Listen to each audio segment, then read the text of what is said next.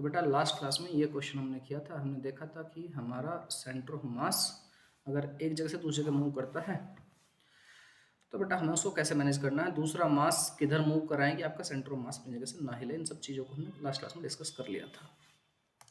ठीक है, देखिए तरीका एक दूसरा भी उस सेम ही क्वेश्चन खोलने का जो लास्ट क्लास में क्वेश्चन किया है।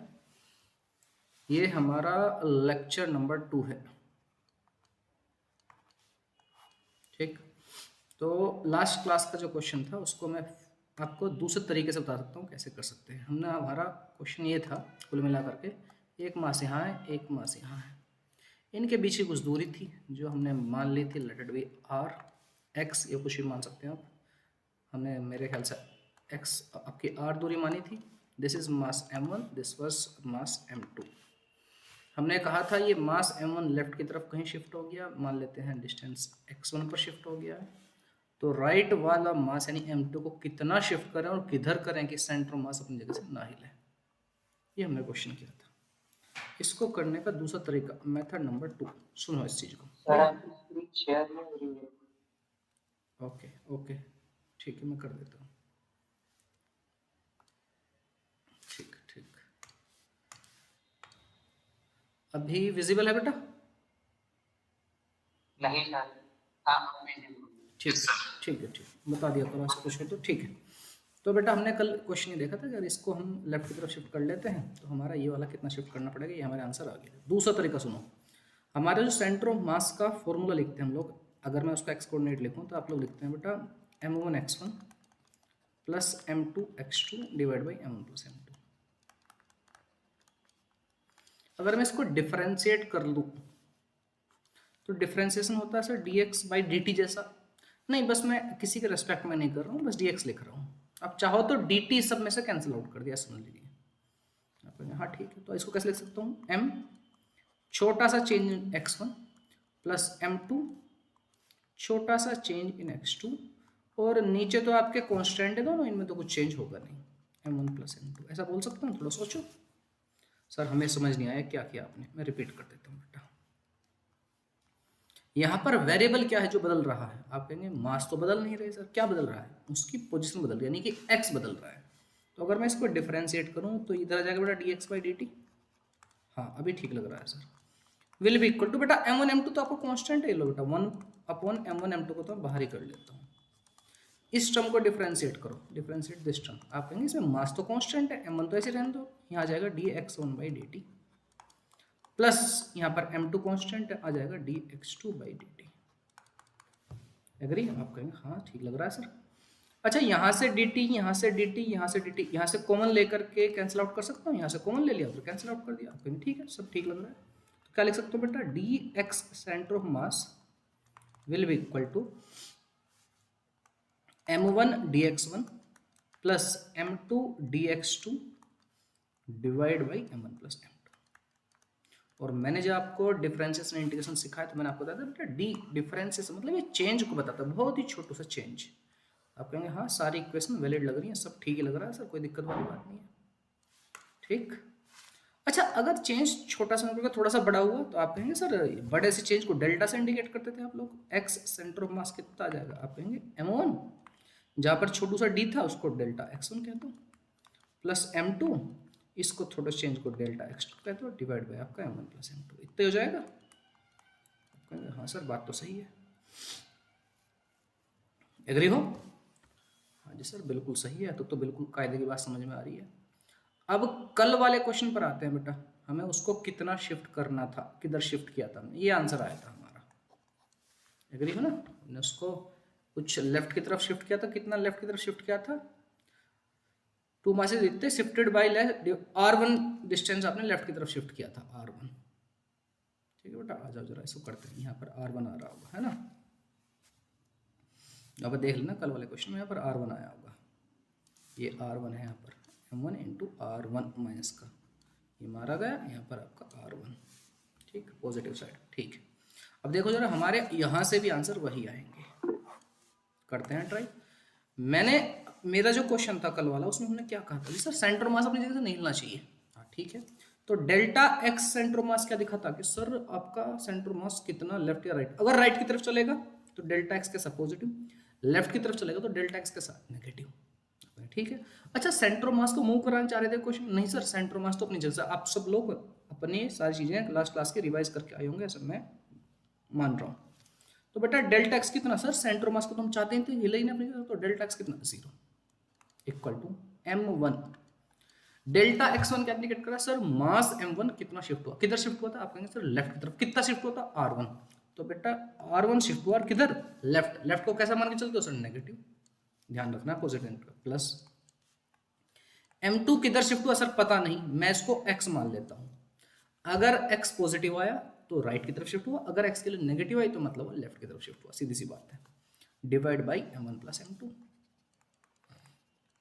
m1 प्लस m2 इधर जाकर मल्टीप्लाई होगा 0 हो जाएगा, हाँ जी, तो आंसर m1 r1 माइनस का plus m2 into X equal to 0, इस वाले टर्म को इधर लेकर चल जाओ, m1 r1 equal to m2 x आपका, और x कितना आ गया बेटा, m1 r1 अपॉन m2, जरा देखना ये आंसर आ रहा है कि नहीं, ये देखो मैंने येलो से मार्क कर रखा, कल यही आया था कि नहीं, हाँ सर ये तो वही लिखा हुआ है m1 upon m2 into r1, हाँ जी, हाँ हाँ मैं कर देता हूँ बेटा, आ जाइए वापस क्वेश्चन पर। देखो क्वेश्चन ये कह रहा था कि भाई 2 किलोग्राम का ब्लॉक है और एक 4 किलोग्राम का ब्लॉक था, ऐसे रखे हुए हैं पहले शुरुआत में। इसने कहा कि अगर मैं 2 किलोग्राम ब्लॉक को, 2 किलोग्राम वाले ब्लॉक को आपका शिफ्ट कर दूं थोड़ा सा, मान लेता हूँ ऐसे रखे हुए थे, ये आपका 4 किलोग्राम है, अगर मैं इसको शिफ्ट करता हूँ राइट की तरफ तो 2 किलोग्राम वाला उठ करके यहाँ पर आ गया, मान लो पूछ रहा है डिस्प्लेसमेंट बताना 4 किलोग्राम वाले ब्लॉक का किधर होगा, जिससे कि सेंटर ऑफ मास मूव करे केवल 1 मीटर, वो भी लेफ्ट की तरफ, सेंटर ऑफ मास मान लो जहां भी रहा हो, मान लो यहाँ पर था पहले, तो ये बेटा लेफ्ट की तरफ चला जाए 1 मीटर से। अच्छा करते हैं इस चीज को, मैंने अभी आपको बताया भाई अगर एक्स सेंटर ऑफ मास लिखना हो तो आप कैसे लिखते हैं, m1 x1 plus m2 x2 divide by m1 plus m2, ये लिखते हो, हाँ जी सर। अगर उसमें चेंज लिखना हो तो कुछ नहीं सर, जहां जहां एक्स करना हो उनको डेल्टा एक्स कर दीजिए, डेल्टा एक्स सेंटर ऑफ मास, इसको डेल्टा x1 कर दीजिए, इसको डेल्टा x2 कर दीजिए, और कुछ नहीं करना आपको, यही फॉर्मूला बताया मैंने आपको, बिल्कुल सही बात है sir.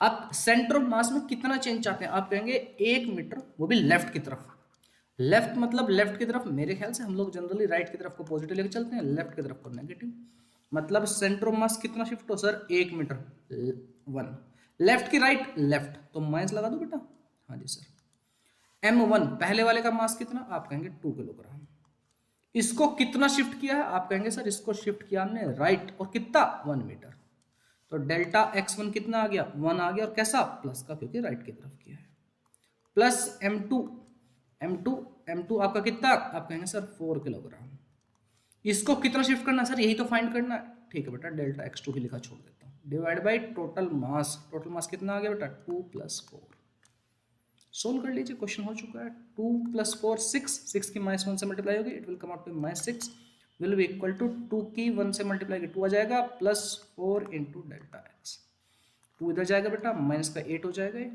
Will be equal to 4 into delta X, and delta X is coming out to be minus का 8/4 which is nothing but minus का 2। इसका मतलब क्या बेटा, माइनस का 2 आने का मतलब क्या, क्या हुआ बेटा, क्या हुआ, बिल्कुल सही है कैलकुलेशन, आप कैलकुलेशन देखो अपनी, तो डेल्टा एक्स आ गया -2, इसका मतलब क्या, जो मास m2 है उसको 2 मीटर शिफ्ट करना पड़ेगा, और मास सिंबल क्या बता रहा है, लेफ्ट की तरफ, hence we can say mass m2 4 kilogram mass have to move 2 metre towards left, left की तरफ मूव करना पड़ेगा, तो सेंटर ऑफ मास आपका लेफ्ट की तरफ मूव हो जाएगा 1 मीटर से। आप कोई डाउट हो तो पूछ लीजिए। अभी तक जो सेंटर ऑफ मास का जो फॉर्मूला देखा वो डिस्क्रीट सिस्टम के लिए देखा है, डिस्क्रीट पार्टिकल मतलब आपके जो मासेस हैं वो पॉइंट साइज मासेस हैं वो अलग अलग बिखरे हुए हैं। अब वापस आते हैं जरा, अब हम सेंटर ऑफ मास किसी आपका यूनिफॉर्म या कंटिन्यूस मास डिस्ट्रीब्यूशन के लिए करते हैं, मतलब कंटिन्यूस मास डिस्ट्रीब्यूशन का मतलब है ऐसा कुछ समझिए बेटा,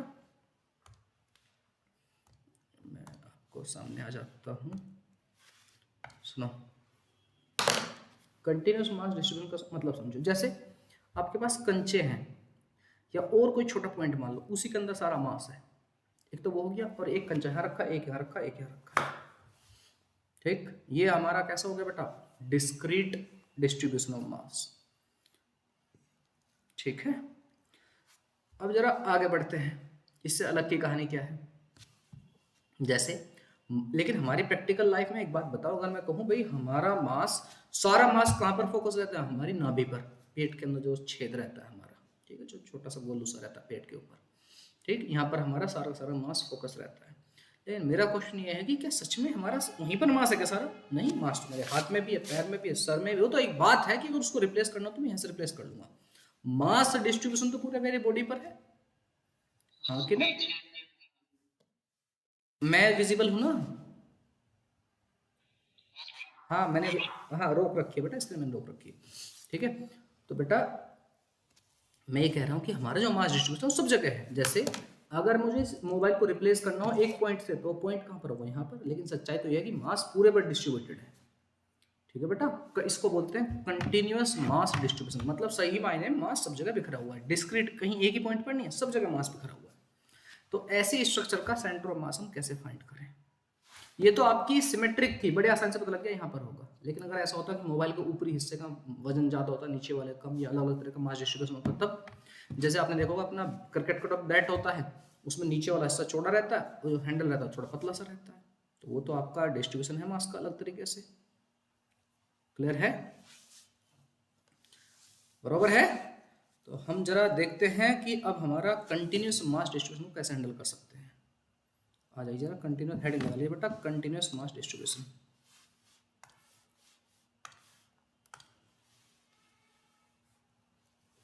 कंटिन्यूस मास डिस्ट्रीब्यूशन,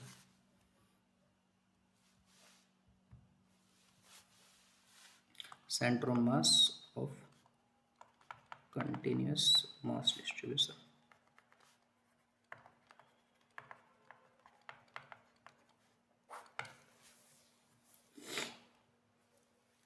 सुनो, अब जरा ध्यान से देखो, हम सेंटर ऑफ मास को कैसे कैलकुलेट करते हैं। आप कहेंगे सर सेंटर ऑफ मास का हमने जो फॉर्मूला था, या तो एक्स के टर्म में लिख लो, आर के टर्म में लिखा था, m1r1 plus m2r2 plus m3r3 and so on divide by आपका m1 plus m2 plus m3 and सोन, इस तरह लिखा था। हाँ सर ये लिखा था। इसको मैंने ये भी लिखा था बेटा कि आप इसको समेसन की फॉर्म मिल सकते हो, समेसन ऑफ m1r1 या mi/ri, और सारे मास आपके ऐड होते चल जाएंगे, नीचे summation of mi total mass. Summation अगर बेटा ये तो डिस्क्रीट के था, अलग अलग आपके पार्टिकल का डिस्ट्रीब्यूशन था, पार्टिकल का डिस्ट्रीब्यूशन अलग अलग दूर दूर था, ऐसा समझो। ये आपका m1, this is m2, this is m3 and so on, इस तरह का डिस्ट्रीब्यूशन था बेटा हमारा। ये m1, दिस वाज, यहाँ पे इनकी पोजीशन वेक्टर थे, हमने इस तरह से इसको सोल्व किया था, ठीक है। इसका आपका तीसरा जो हो गया, ये आपका R2 हो गया, इस तरह से था। लेकिन अगर मास हर जगह पर बिखरा हुआ, हर जगह बिखरा हुआ, तो आप कहेंगे सर जो आपका पोजीशन वेक्टर यहाँ भी रहेगा, एक यहाँ पर भी रहेगा, यहाँ भी रहेगा, हर जगह मास है, आपका कंटिन्यूस मास डिस्ट्रीब्यूशन है। तो उसके लिए क्या करें सर, समेसन की जगह क्या कर दूं बेटा, इंटीग्रेशन कर दूं इसको। थोड़ा सोचो, छोटा सा मास है dm, कहाँ पर लोकेटेड है, ये तो मास था, एक पॉइंट था, ऐसे ही छोटू सा मास, बहुत ही छोटू सा मास, उसको मान लिया dm, कहाँ पर है, r पर, उसकी पोजीशन r पर है। r वेरिएबल है, आपको बदल सकता है, r कभी यहाँ होगा, कभी कहीं होगा, कभी कहीं होगा। अगर कंटिन्यूस मास डिस्ट्रीब्यूशन है बेटा, ऐसा सोचो यार, यहाँ भी होगा, यहाँ भी होगा, यहाँ भी होगा, कभी यहाँ होगा, यहाँ होगा, r की वैल्यू वेरिएबल है, इधर भी हो सकता है, इधर भी हो सकता है, इधर भी, सबको मैं इसमें इंक्लूड कर सकता हूँ। डिवाइड बाई आपका समेसन ऑफ मास, यानी इंटीग्रेशन ऑफ डीएम, डीएम से छोटे छोटे छोटे छोटे मास काट देता हूँ, टोटल मास बन जाए कि नहीं। तो अब से हम फॉर्मूला ये इस्तेमाल करेंगे। तो हमारा सेंटर ऑफ मास जो आएगा बेटा, it is nothing but integration of छोटू सा मास, बेटा टोटल मास बॉडी का m है, उसका एक चिंटू सा मास का छोटा सा हिस्सा कितना dm, उसकी पोजीशन कहाँ है, r जगह पर, डिवाइड बाय आपका dm। This is our new formula, ठीक है। अगर आपको अलग अलग कोऑर्डिनेट एक्सिस में लिखना है कि सर मुझे x का अलग लिखना, y का अलग लिखना, तो लिख लो, कोई दिक्कत नहीं आपका, तो यही याद रखिए, ये तो या तो यही ठीक है आपका, या फिर ऐसे लिख दीजिए भाई, अगर आपको x कोऑर्डिनेट चाहिए उसका, तो आप कहेंगे सर एक्स कोऑर्डिनेट में क्या लिख लूँ, छोटू सा मास, इसके लिए क्या लिख लूँ, x divide by integration of DM. अगर मुझे इसका वाई कोऑर्डिनेट लिखना है तो कितना हो जाएगा बेटा, आप कहेंगे डीएम उसका Y coordinate divide by total mass DM. Z coordinate लिखना है, जेड सेंटर ऑफ मास लिखना है तो कितना हो जाएगा बेटा, आप कहेंगे इंटीग्रेशन ऑफ डीएम उसकी पोजीशन जेड एक्सिस में जेड डिवाइड बाई आपका इंटीग्रेशन ऑफ डीएम। ठीक है बेटा, ये हो जाएगा। इसको जरा लिख, अब जरा बेटा एक चीज़ समझो कि अगर मेरी बात सही है तो हम चाहे जैसे इसको सॉल्व करें सही आना चाहिए। जैसे एग्जांपल के तौर पर मैं एक आपका पेन लेता हूँ, पेन या मार्कर लेता हूँ जिसके ऊपर मास डिस्ट्रीब्यूशन यूनिफॉर्म हो। ठीक है, एक पेन ले लिया मैंने, मैं मान के चल रहा हूँ इसके ऊपर मास डिस्ट्रीब्यूशन सेम है, तो बेटा इसका सेंटर मास कहाँ चाहिए, एग्जैक्टली इसके बीच में, एग्जैक्टली इसके बीच में आना चाहिए सर, बीच में आ रहा लगभग लगभग, अगर मैं मास डिस्ट्रीब्यूशन एकदम सही मान के चलूँ तो बिल्कुल बीच में आना चाहिए। अगर इसको इसकी बात ना करूँ, मैं आपकी नोटबुक को ले सकता हूँ, इसके बिल्कुल सेंटर पर आएगा। अगर हो, पहले हम कोई रोड की ही बात कर लेते हैं। अगर मेरे पास कोई रोड है जिसका मास डिस्ट्रीब्यूशन यूनिफॉर्म है तो बेटा उसका सेंटर ऑफ मास जैसे ये है, लगभग लगभग आपका इसका सेंटर ऑफ मास बिल्कुल सेंटर पर आना चाहिए इसके, लगभग लगभग। ठीक है बेटा, तो ऐसा है तो मतलब रोड का सेंटर ऑफ मास, अगर एक यूनिफॉर्म आपकी मास डिस्ट्रीब्यूशन की रोड है तो उसका सेंटर ऑफ मास कहाँ होना चाहिए, उसके सेंटर पर ही होना चाहिए। आपने जो सर फॉर्मूला बताया, अगर मैं इससे इस बात को प्रूव करूँ तो सही आएगा, 100% सही आना चाहिए। अगर मेरा फॉर्मूला सही है तो आइए जरा चेक करते हैं कि सही है कि नहीं है। अच्छा ये चेक करते हैं। देखो बेटा क्वेश्चन में कह रहा हूँ कि सपोज करो एक रोड है बेटा, ऐसे लाई कर रही है अलोंग एक्स एक्सिस, ये एक्स एक्सिस मान लेता हूँ बेटा मैं, एक्स एक्सिस के अलोंग आपकी रोड लाई कर रही है like this, this is x axis. ठीक है, ये रोड हमारी एक्सिस के लाइन करी। तो मेरा क्वेश्चन ये है कि इसका सेंटर मास कहाँ होगा, हम कैसे निकालें इसका सेंटर मास कहाँ होगा। ये रोड है जिसका मास बेटा m है और लेंथ l है, तो आप बिल्कुल झट से बोलेंगे सर सेंटर मास कहाँ होगा, इसका सेंटर मास यहाँ पर होगा सर l/2 पर। हाँ मैं एग्री हूँ, तो हमें समझ में आती है, सिमेट्री से समझ में आती है, बिल्कुल यूनिफॉर्म रोड है। लेकिन मैं चाहता हूँ कि इस बात को हम प्रूव करें कि हाँ सर यहीं पर ये आएगा, हमारे फॉर्मूले से भी आंसर सही आने चाहिए, तो हमें संतुष्टि हो जाएगी, बात बिल्कुल सही है सर। क्वेश्चन कह रहा है यूनिफॉर्म रोड, बेटा यूनिफॉर्म रोड का मतलब है मास डिस्ट्रीब्यूशन यूनिफॉर्म है, ऐसा नहीं है कि कहीं से रोड मोटी है कहीं से पतली है। ठीक है बेटा, 1 सेंटीमीटर पर अगर आधा 1 ग्राम मास है तो अगले 1 सेंटीमीटर पर 1 ही होगा। अ यूनिफॉर्म रोड जिसका मास m है, लेंथ l है, is lying along x axis as shown, x axis along lie कर रही है। ठीक है, फाइंड करना है उसका centre of mass, find it centre of मास।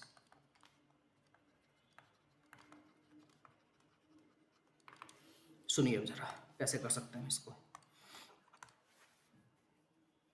आ जाइए। अभी मुझे नहीं पता इसका सेंटर मास, हाँ वैसे मुझे समझ में आता है लॉजिकली सर बीच में होगा क्योंकि इसको यूनिफॉर्म रोड है, यूनिफॉर्म मास डिस्ट्रीब्यूशन है, पर हम अपने क्वेश्चन तरीके से करेंगे। आइए करते हैं, हम उसी फॉर्मूले से मैं इसको करना चाह रहा हूँ कि सर हमारा सेंटर ऑफ मास जो होगा उसकी लोकेशन क्या आएगी, एक्स एक्सिस पर ही आएगी, ये तो समझ में आता है बेटा, यहीं कहीं आने वाली है। तो एक्स सेंटर मास कितना है बेटा, आप कहेंगे छोटू सा मास डीएम, उसकी लोकेशन एक्स डिवाइड बाई आपका इंटीग्रेशन ऑफ डीएम, ये आ जाएगा। ठीक, इस फॉर्मूले से मैं करना चाह रहा हूँ। ठीक ठीक है सर, तो बेटा मैं ना क्या करता हूँ, एक छोटा सा मास यहाँ से x दूरी पर एक छोटू सा मास कट करता हूँ। अब जरा ध्यान सुनना, जिस तरीके से हम क्वेश्चन करने जा रहे हैं इसी तरीके से हमें बहुत सारे क्वेश्चन करने पड़ेंगे 11th और 12th दोनों में। ये जो इसने वर्ड इस्तेमाल किया है यूनिफॉर्म रोड, इसका मतलब है बेटा इसकी जो मास पर यूनिट लेंथ है वो कांस्टेंट रहेगी। रोड का मास डिवाइड बाय उसकी लेंथ, ये हो गया मास पर यूनिट लेंथ, इसको बोलते हैं बेटा लीनियर मास डेंसिटी। ये जनरली लैम्डा से इंडिकेट करते हैं। दिस इज नथिंग बट, ये हम जब 12th में इलेक्ट्रोस्टैटिक पढ़ेंगे फिर से इस्तेमाल होगा इन चीजों का। This is nothing but linear mass density, lambda mass per unit. इसका मतलब क्या सर, इसका मतलब ये है बेटा अगर टोटल रोड का मास मान लेता हूं बेटा आपका 10 किलो 100 ग्राम है और इसकी लेंथ ही बेटा 100 सेंटीमीटर है, तो बेटा 100 ग्राम डिवाइड बाय 100 सेंटीमीटर का मतलब कितना हो गया, 1 ग्राम पर सेंटीमीटर। 1 ग्राम अगर रोड कट कर लूँ ना बेटा तो उसका मास कितना होगा बेटा, 1 सेंटीमीटर अगर कट कर लूँ तो उसका मास कितना होगा, 1 ग्राम होगा। ठीक, चाहे आप पूरी, अगर आप 50 सेंटीमीटर की रोड लेंगे तो उसका मास कितना आएगा, 50 ग्राम आएगा। छोटा सा हिस्सा 1 ग्राम डिवाइड बाई 1 सेंटीमीटर करोगे तो भी 1 ग्राम पर सेंटीमीटर ही आएगा। चाहे आप आधी रोड कट कर लो, आधी रोड कितनी होगी बेटा, 50 ग्राम की होगी, उसकी लेंथ कितनी होगी 50 सेंटीमीटर, अभी भी आपका 1 ग्राम पर सेंटीमीटर भी आ रहा है। ये भी लैम्डा है, ये भी लैम्डा है, लैम्डा सेम रहेगा। अच्छा ये मतलब है, ये इंपॉर्टेंट है, आपको 11th और 12th में काफी ज्यादा यूज करना पड़ेगा बेटा। इस बात को दिमाग से निकाल दीजिए, डेंसिटी होता है मास अपॉन वॉल्यूम होता है, इस बात को भी निकाल दीजिए दिमाग से। लैम्डा हमारा जनरली लीनियर मास डिस्ट्रीब्यूशन होता है, कितना मास डिस्ट्रीब्यूटेड है कितनी लेंथ पर। अभी आपको और भी तरह की डेंसिटी पढ़ने को मिलेंगी। तो हमारा ये आपका कांस्टेंट रहेगा, लेट इट बी लैम्डा, ये कांस्टेंट है। तो अगर पूरी रोड की मास m है, उसकी लेंथ l है, तो ये अगर ये कांस्टेंट है, तो सर अगर मैं छोटू सा मास लूं, यहां पर मान लेता हूं जो रेड कलर से मैंने मार्क किया, late it B this mass is dm, छोटू सा मास है और छोटू सी लेंथ, यहां तक की लेंथ x है, तो ये छोटू सी लेंथ है, इसको dx मान लो, चलेगा? आप कहेंगे हाँ चलेगा सर। और याद रहे आगे भी जिधर लेंथ बढ़ रही है, जिधर की तरफ आप चीजों को ले रहे हो, उसी डायरेक्शन में आपको dx dr dy जो भी लेना उसी डायरेक्शन में लेना है। आप कहेंगे हाँ ठीक लग रहा है तो सर। तो बेटा यहां से मुझे बताओ मैं dm को कितना लिख सकता हूं, आप कहेंगे इसकी इधर मल्टीप्लाई हो जाएगी, dm को लिख सकते हो आप लैम्डा dx। समझ आ गई बात? लैम्डा की वैल्यू बाद में मैं ये प्लेस कर दूं सबसे एंड में, ठीक है बराबर। आ जाओ बेटा, जो आपकी इक्वेशन थी उसमें रखते हैं, x centre of mass is nothing but integration of dm into आपका dm इनटू उस छोटे से मास की location divide by integration of dm, यही था फॉर्मूला। आप कहेंगे हाँ जी सर। dm को क्या लिख सकता हूँ बेटा, इक्वेशन फर्स्ट मान लो, जैसे इक्वेशन 2, इक्वेशन फर्स्ट और सेकंड से, तो आप कहेंगे dm को सर लैम्डा dx लिख दो, मल्टीप्लाई बाय आपका x, ये वाला x यहाँ पर एज इट इज। अच्छा छोटा छोटा मास, रोड का छोटा छोटा छोटा छोटा मास पूरा ऐड कर दूं तो टोटल मास आ जाएगा रोड का। आप कहेंगे हाँ ये तो बात सही है भाई, छोटा छोटा DM DM DM DM integrate कर रहा हूं मैं, तो टोटल मास आ जाएगा रोड का, बिल्कुल सही बात, आ जाइए। तो ये तो इसकी वैल्यू कितनी आ जाएगी, आप कहेंगे आपका integration of DM is nothing but m आ जाएगा, ये लो बेटा 1/m लिख देता हूँ, मास ऑफ रोड। एग्री? हाँ जी सर। लैम्डा कांस्टेंट है, तो लैम्डा है पता है, इंटीग्रेशन अगर कांस्टेंट होता है तो उसको बाहर कर सकते हो। अंदर क्या बचेगा बेटा, एक बचेगा x, एक बचेगा dx, x dx बराबर। आप कहेंगे हाँ। इसको इंटीग्रेट करना, कहां से कहां तक इंटीग्रेट करूं, मैंने इंटीग्रेशन आपको सिखाया। आप कहेंगे x की वैल्यू यहाँ पर 0 थी और यहाँ तक पहुंचते पहुंचते x की वैल्यू कितनी होगी l, तो इंटीग्रेट कर दे सर 0 से लेकर के l तक, ठीक है हाँ जी सर। तो lambda upon m, x dx कितना आ गया बेटा, x स्क्वायर बाई 2, लिमिट कहां से 0 से लेके l तक, 0 से लेके l तक, इस वाले से घटा देता हूं मैं।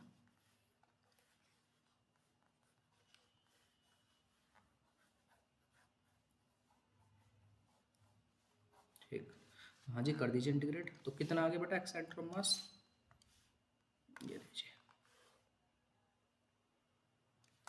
Lambda upon m into x square by 2, इसकी upper limit minus lower limit, x के यहाँ पे क्या रखूं l square minus lower limit 0 का स्क्वायर अपॉन 2। अच्छा लैम्डा कितना था सर, लैम्डा ये तो रहा m बाई l, इसकी वापस रख दो, बिल्कुल रख दो बेटा, ये लो बेटा m बाई l, ये लैम्डा की वैल्यू प्लेस कर दी मैंने, यहाँ पर जो m है ये 1/m, इसको ऐसे छोड़ दिया, l square minus 0, l square ये रहेगा l स्क्वायर बाई 2, इस m से इस m को मार दो बेटा, बिल्कुल सर, एक l से एक l को मार दो, हाँ जी सर। कहाँ पर आ गया बेटा, आप कहेंगे सर l बाई 2, सर ये तो हमें सीधी सीधी सिमेट्री से पता लगा था। हाँ बेटा यहाँ तो बहुत आसान थी कहानी, यहाँ पर पता लग रहा था, लेकिन मैं आपको ये बात प्रूव करनी थी कि भाई हमारे फॉर्मूले पूरी तरह सही हैं। l बाई 2 मतलब उसकी जो हाफ रहेगी, आधे डिस्टेंस किसी भी एंड से, वहीं पर आपका सेंटर ऑफ मास होगा। हमें जब क्वेश्चन डिफिकल्ट होंगे यही हमारे काम आने वाला है मेथड, समझ आ गई बेटा बात? आपको साइकिल चलानी आनी चाहिए, फिर साइकिल जो भी हो सब चलेगी। ये नहीं कहना कि मुझे तो यही पर्टिकुलर कंपनी की साइकिल चलेगी, मैं वही सिखा रहा हूँ आपको, क्वेश्चन का जो रूट है वो आपको करना आना चाहिए, बाकी क्वेश्चन सब हो जाएंगे। इसको लिख लीजिए। मैं ये कहना चाह रहा हूँ बेटा आप लोगों से, अगर हमारी कोई ऑब्जेक्ट यूनिफॉर्म मास डिस्ट्रीब्यूशन है, यूनिफॉर्म मास डिस्ट्रीब्यूटेड है, जैसे मैं एग्जांपल लेता हूँ इस पेन का, अगर इसका जिस जैसा मास यहाँ पर है वैसे ही मास सब जगह डिस्ट्रीब्यूटेड है, तो बेटा इसका जो सेंटर ऑफ मास होगा, इसका जो ज्योमेट्रिकल सेंटर है वहीं पर होगा। पेन का सेंटर आपको कहाँ दिख रहा है सर? यहाँ पर दिख रहा है, कहीं यहाँ के आसपास होगा। इधर से अगर मान लेते हो 15 सेंटीमीटर का, तो 7.5 सेंटीमीटर पर होगा आधा। ठीक, हाँ जी सर। अगर मास डिस्ट्रीब्यूशन कॉन्स्टेंट है, लेकिन जरा इस सिचुएशन को थोड़ा चेंज करें। अगर इस मार्कर के अंदर मैं इसकी कैप वगैरह ओपन करके एक तरफ इसमें लोहा भर दूँ, आयरन की कोई रॉड वगैरह गोलियां डाल दो, या फिर आपकी जो मरकरी होती है, मरकरी जो होती है बेटा Hg, वो अच्छी खासी हाईली डेंस होता है, हमारा मटेरियल बहुत हैवीली डेंस होता है, उसको इस कैप के अंदर भर दो, कैप को ऐसे फिल कर दो, ठीक है, और कैप को लगा दूँ। तो मुझे बताओ इस मोस्टली मास की तरह इधर आ जाएगा कि नहीं? तो आपका यहाँ सेंटर ऑफ मास जहाँ 7.5 सेंटीमीटर दूरी पर होनी चाहिए, 10 सेंटीमीटर मान लूँ, तो बेटा आप सेंटर मास 5 सेंटीमीटर पर नहीं हो, कहीं इधर आ जाएगा। मानते हो ये बात कि नहीं? You getting a point? समझ में आ गई बात? अब सुनो, जैसे आपकी नोटबुक है, मैं नोटबुक ले लूँ, इसका मास डिस्ट्रीब्यूशन, इसकी थिकनेस, इसका मास का डिस्ट्रीब्यूशन आपका सेम है हर जगह, तो जनरली आप देख के बता सकते हो सिमेट्रिक है, इसका मास डिस्ट्रीब्यूशन बिल्कुल इसके सेंटर पर होगा कहीं। देखो बिल्कुल सेंटर पर मैं इसको बैलेंस कर पा रहा हूँ। अगर सेंटर ऑफ मास के नीचे मेरी उंगली ना होती तो आपकी रुकती नहीं, यहाँ पर गिर जाती है, इधर की तरफ कहीं भी गिर जाती है। समझ आ गई बेटा बात? तो मैं क्या चाह रहा हूँ आपसे, अगर आपका ऑब्जेक्ट सिमेट्रिक है, यूनिफॉर्म मास डिस्ट्रीब्यूशन है, तो उसका सेंटर ऑफ मास उसका ज्योमेट्रिकल सेंटर ही होगा। उसको बिना हाथ लगाए भी आप देख कर बता सकते, अच्छा यहाँ पर सेंटर होगा इसका, जहाँ उसका सेंटर होगा। You getting my point? लेकिन अगर इसी नोटबुक के अंदर मैं ऐसा कर दूं, इसके जो आधे पेज हैं, जैसे ये पेज है पूरा, इसका आधा पेज इधर वाला सा लोहे का या लोहे की शीट रख दूं, आधा पेज कट कर दूं, उसकी जो लोहे की आयरन की शीट कर दूं, तो बेटा मुझे बताओ क्या ये बिल्कुल इसके सेंटर पर रुकेगा? मान लेते हो इसका जो मुंह है बेटा यही सेंटर था इसका, तो क्या इसके सेंटर पर रुक पाएगा? मेरी मुझे से बताइए, मान लो ये सेंटर था पहले इसका, तो क्या रुकेगी? नहीं। आप कहेंगे इधर तो आयरन का हिस्सा हो गया, तो इधर की तरफ भाग जाएगी, गिर जाएगी, मुझे अपनी उंगली को इधर शिफ्ट करना पड़ेगा। अगर होगी नहीं, तो वो आपका यूनिफॉर्म डिस्ट्रीब्यूशन नहीं है, नॉन यूनिफॉर्म डिस्ट्रीब्यूशन है। अच्छा ये बात है सर। हाँ, तो सर हमें क्वेश्चन कैसे करने हैं, यूनिफॉर्म के कि नॉन यूनिफॉर्म के? आंसर है दोनों, दोनों ही हमको आने चाहिए। ठीक, अच्छा जैसे अगर सिमेट्रिक है और यूनिफॉर्म मास डिस्ट्रीब्यूशन, तो कुछ कुछ चीज़ों के सेंटर मास हम बड़े मजे में बता सकते हैं। तो जैसे एग्जाम्पल के तौर पर मैं अगर आपसे कहूँ बेटा कोई आपकी जैसे मैंने अभी इसका एग्जाम्पल, ये बुक है, कोई नोटबुक है आपकी, ये लीजिए बेटा, let we have a notebook like this, ठीक है, रेक्टेंगुलर नोटबुक होती है जनरली आपकी, जिसकी लेंथ बेटा L है। ये नोटबुक है बेटा, हर जगह मास बिखरा हुआ है, मास डिस्ट्रीब्यूटेड है, और इसकी विड्थ B है। तो मैं आपसे पूछूं इसका सेंटर मास कहूँगा, आप कहेंगे सर इसके बिल्कुल बीच में, बिना बुक को हाथ लगाए बता सकते हो, इसी का जो सेंटर है, इसका ज्योमेट्रिकल सेंटर ही इसका सेंटर ऑफ मास होगा। जैसे हमने एग्जांपल लिया आपका रोड का, हाँ सर बिल्कुल। इसी तरह अगर मैं एग्जांपल ले लूँ आपका फुटबॉल का, ये रही हमारी फुटबॉल, फुटबॉल में सब जगह मास डिस्ट्रीब्यूशन अगर बराबर है, तो सेंटर कहाँ होगा? आप कहेंगे इसका सेंटर ऑफ मास ही इसका ज्योमेट्रिकल सेंटर है, इसका सेंटर ऑफ मास होगा। लेकिन एक बार सोचो कि आप फुटबॉल खेल रहे हो और उसके ऊपर कीचड़ चिपक जाए, इधर से बहुत सारी कीचड़ चिपक गई, या लोहे की आपने कुछ यहाँ पर पेस्ट कर दिया कुछ, ठीक, तो इसका सेंटर ऑफ मास की तरफ, आप कहेंगे सर अब इसका सेंटर मास के सेंटर पर नहीं, वो इधर की तरफ कहीं भाग जाएगा। ठीक है, तो इस बात को हम अपनी आसान भाषा में लिख सकते हैं बेटा, अगर कोई ऑब्जेक्ट उसके ऊपर मास डिस्ट्रीब्यूशन यूनिफॉर्म हो, अगर किसी ऑब्जेक्ट का, मैं हिंदी में ही लिख रहा हूं, किसी ऑब्जेक्ट का मास डिस्ट्रीब्यूशन यूनिफॉर्म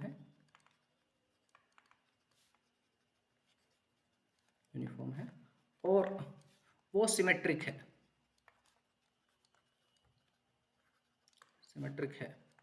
तो बेटा कह सकते हैं उसका सेंटर, उसका ज्योमेट्रिकल सेंटर है, तो मैं कह सकता हूँ बेटा जो उसका ज्योमेट्रिकल सेंटर होगा, उसकी ज्योमेट्री के हिसाब से दिखाई पड़ रहा है, ज्योमेट्रिकल सेंटर ही उसका सेंटर ऑफ मास होगा। नहीं दिख रही है मेरे ख्याल से, तो दिख रही है बेटा?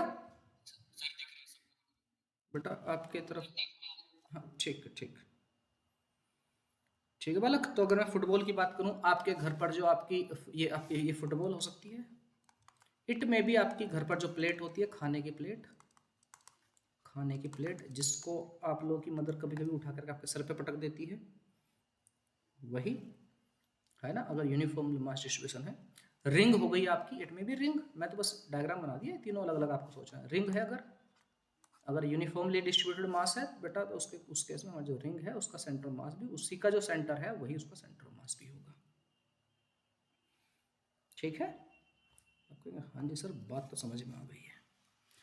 अच्छा एक चीज़ और सोचो, जिसको हम बाद में डिस्कस करेंगे, बाय द वे एक चीज़ थोड़ा सोचो, अगर मेरी रिंग ना हो करके, मतलब पूरी कंप्लीट रिंग ना हो करके, एक रिंग है, ऐसी कोई रिंग थी और किसी बच्चे ने हमारी रिंग को, रिंग से बेटा मतलब अंगूठी नहीं सोचना सदा, ठीक है, और भी रिंग होती है बेटा,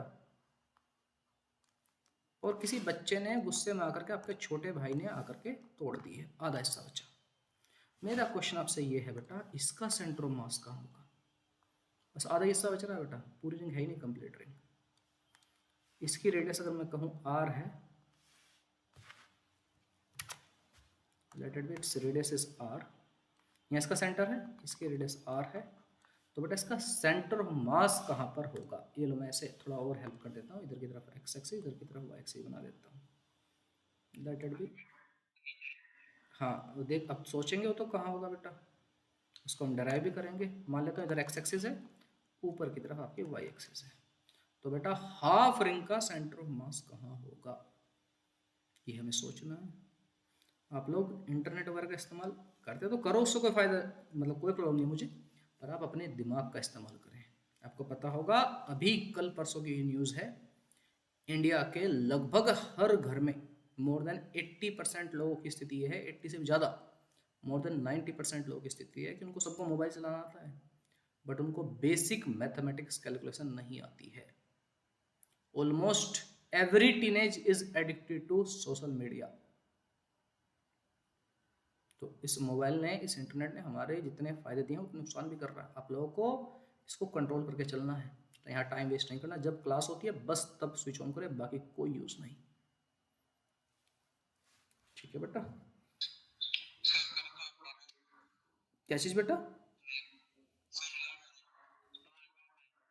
हाँ 2r/पाई आ रहा है, बहुत बढ़िया, जिन लोगों का आ रहा है मैं आंसर बता देता हूँ बेटा, 2r/पाई आएगा आंसर, इट विल बी 2r/पाई। ये रिंग है बेटा, आपकी semi ring, semi circular ring बोल सकते हो आप इसको। ठीक, अब ये कैसे आया है, क्यों आया है, ये आपको खुद से डिराइव करना है, इसका आंसर हम कल डिस्कस करेंगे, कल की क्लास में।